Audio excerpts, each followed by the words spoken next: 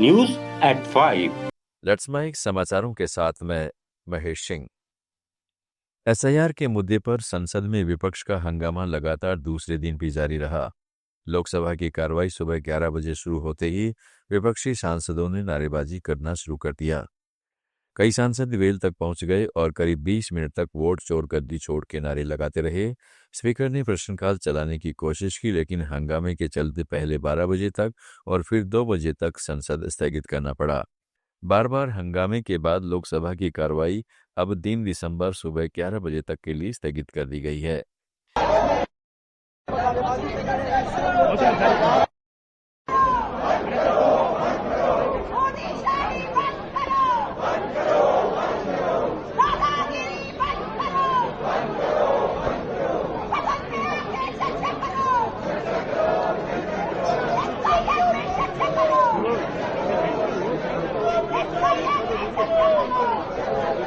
SIR को लेकर कांग्रेस सांसद केसी वेणुगोपाल ने कहा है कि सरकार को संसद में एसआईआर और अन्य मुद्दों पर चर्चा के लिए आगे आना चाहिए।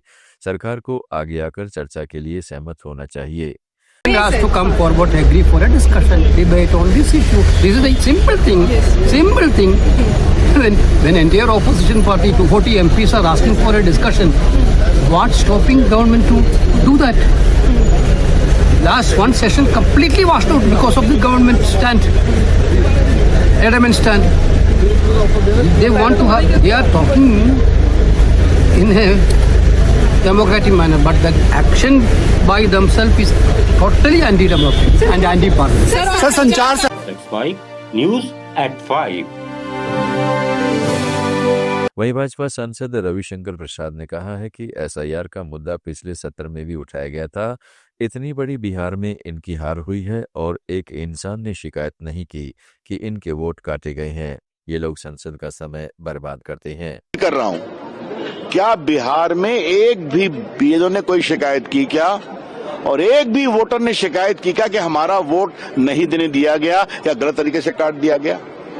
एक का मतलब एक नहीं, छोड़िए कोर्ट को, क्या आपके सामने किसी वोटर ने कहा 1 किलो लेके आए थे वो भी नकली निकला? तो हर बार ये, अरे कभी तो हार से सबक लो। कांग्रेस पार्टी, अगर आपको वोट नहीं मिलता तो हम क्या करें? और आपके इस लक्षण से आपको कभी वोट नहीं मिलेगा। संसद का आप समय बर्बाद करते हैं। 2 दिन हो गया और इतनी बड़ी हार के बाद तो कुछ तो आंख में पानी होना चाहिए ना। बिहार ने आपका सफाया कर दिया, फिर भी आप खड़े हैं। राज्यसभा में भी विपक्ष के चुनाव सुधारों और एसआईआर पर बहस की मांग को लेकर वॉकआउट किया। कांग्रेस अध्यक्ष मल्लिकार्जुन खड़गे ने कहा है कि लोकतंत्र की रक्षा के लिए विरोध प्रदर्शन जरूरी है।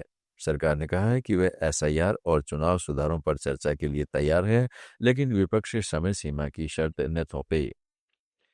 केंद्र सरकार ने बड़ा फैसला किया है कि अब भारत में बिकने वाले हर नए स्मार्टफोन में संचार साथी ऐप पहले से इंस्टॉल आएगा और इसे डिलीट भी नहीं किया जा सकेगा। पुराने फोन्स में भी सॉफ्टवेयर अपडेट के जरिए ये ऐप अपने आप आ जाएगा। सरकार का दावा है कि ये फोन चोरी और साइबर ठगी और फर्जी कॉल का खेल लगभग खत्म कर देगा। Fraud call, fishing SMS, WhatsApp पर आया धोखाधड़ी वाला लिंक या कोई फेक केवाईसी मैसेज, सबकी शिकायत सीधे इसी ऐप से की जा सकती है। ऐप आने के बाद साइबर ठगी के ज्यादातर मामले अपने आप कम हो जाएंगे, क्योंकि अब हर नागरिक के हाथ में एक ताकतवर हथियार होगा। हालांकि संचार साथी ऐप को सभी नए फोनों में फ्री इंस्टॉल करने से सरकार के फैसले पर मचे विवाद के बाद दूरसंचार मंत्री ज्योतिरादित्य सिंधिया ने साफ किया है कि ऐप डिलीट किया जा सकता है। आप सुन रहे थे let's mike more than radio. Follow कीजिए हमें हमारे सोशल मीडिया प्लेटफॉर्म्स पर। It's time for news. It's time for more than radio. Presenting the first radio news app, Let's Mic. Let's Mic, a news-based app on your phone where you get to watch and listen news, talk shows, interviews, radio show podcasts. On Let's Mic, you get all relevant information of TV, print, radio, podcast, and digital. Let's Mic talks about every segment of life.